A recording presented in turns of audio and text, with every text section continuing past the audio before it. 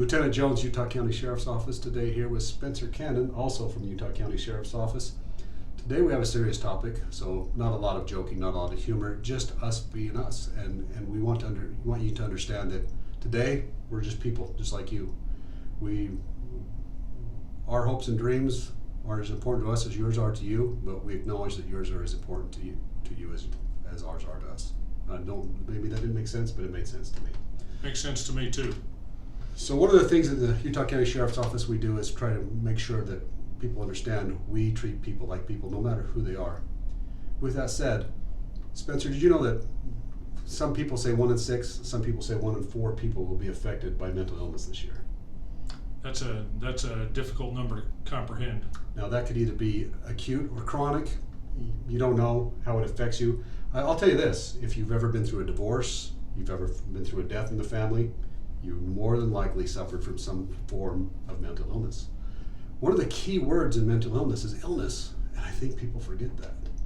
I don't think that they really relate that to, oh, you know what, I'm depressed. No, depression's real, and it is an illness, and it should have as much respect and be treated just the same as cancer or any other disease that we talk about.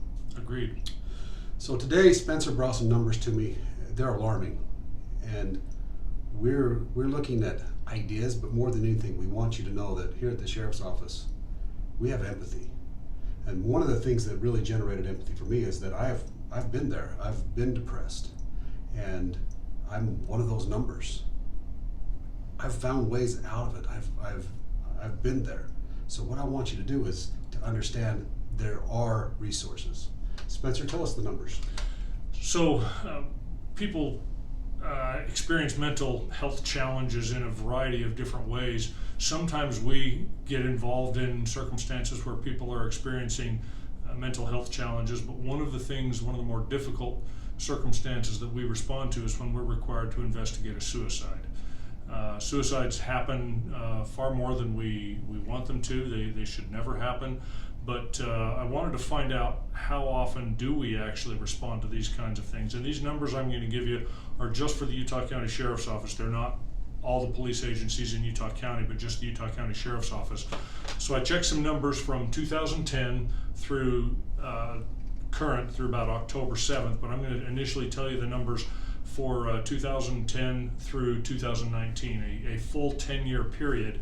And in that period, we had 124 suicides that we investigated. That's about 12 per year. We had 1 year where we only had 9. The highest year we had in there was 15. And that's alarming to me to realize that there are that many people just that we interact with at the Utah County Sheriff's Office who have had these thoughts and have followed through and actually taken their own life. What's more alarming than that right now is that through October 7th of 2020, we've had 24 suicides that we have investigated. That already is twice what the yearly average is. This is not scientific by any means. These numbers are just anecdotal for our experience. We don't know the causes, but given that 2020 is a year that is unusual in the mildest of descriptions, it's entirely possible and maybe even very likely that this significant increase that we have seen may be due, at least in part, to the challenges that all of us are going through related to the coronavirus pandemic. And one of those ideas is that people get so caught up in that they can't see the light at the end of the tunnel. And I want you to think about what that's like for people, for somebody that believes that the only resource they have is to end their life. When you're to that point, you don't really understand that there is light, because I assure you there is. And there is a brighter future. I don't care what anybody says, there's a brighter future. And we get caught up in that, especially this year. It's hard to see past all the bull crap that's going on. But at the end of the day, we're all in this together. We're in us. When I say in us, I mean all, 8 billion of us. We're in this together. And we truly are in this together, and we're just as connected. And we want to commit to being there in whatever way we can to help. But really, we've got to do something, people. We've got to stop what's happening. I don't know how to do it, but we'll commit ourselves to doing it. I think getting rid of the stigma of mental health or mental illness, depression, suicide. Make it so that when somebody brings these things up, or they say something that leads you to believe that they are struggling or that they're having challenges, or heaven forbid that they're considering taking their own life, that we don't react with shock and maybe cause them to withdraw and close up and not talk to us. We need to make it okay to do that. I know one of the things that we do, and Lieutenant Jones can describe this better than I can, but I attended CIT training, which is Crisis Intervention Team training. It's a program for law enforcement agencies.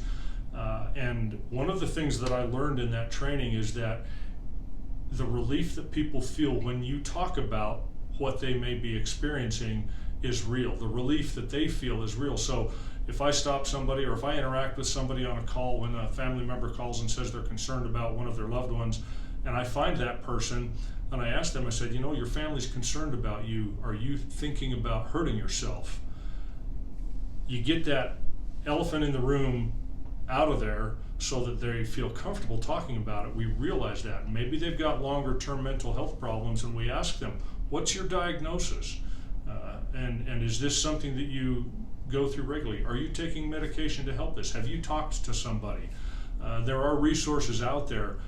Crisis Intervention Team training is something that law enforcement uses. We want all of our deputies to go through it, but it takes time to get there.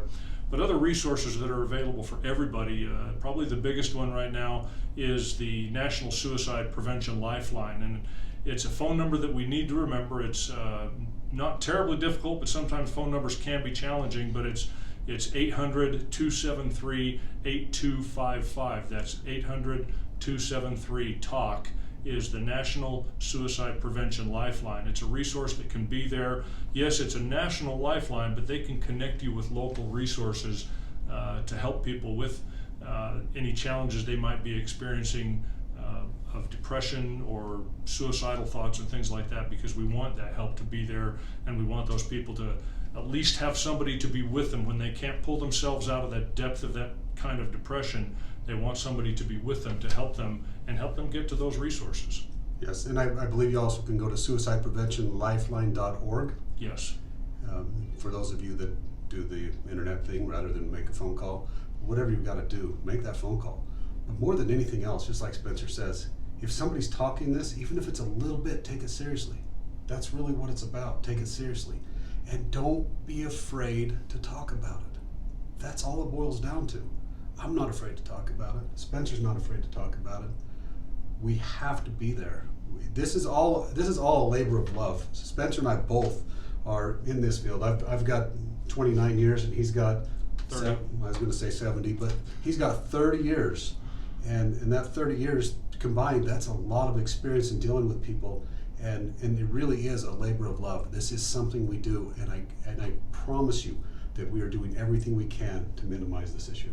Yeah, I agree. It's these kinds of things are hard to see when you find out that somebody you know, especially, or a friend or a loved one, is having these challenges. And a lot of times you don't know that they are. Sometimes for some people, they don't find out about it until somebody has taken that last and final step. And we want to find intervention and provide resources before people take that step that can't be reversed.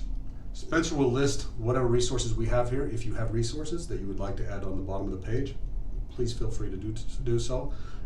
The Sheriff's Office is here. Whatever we can do to help you.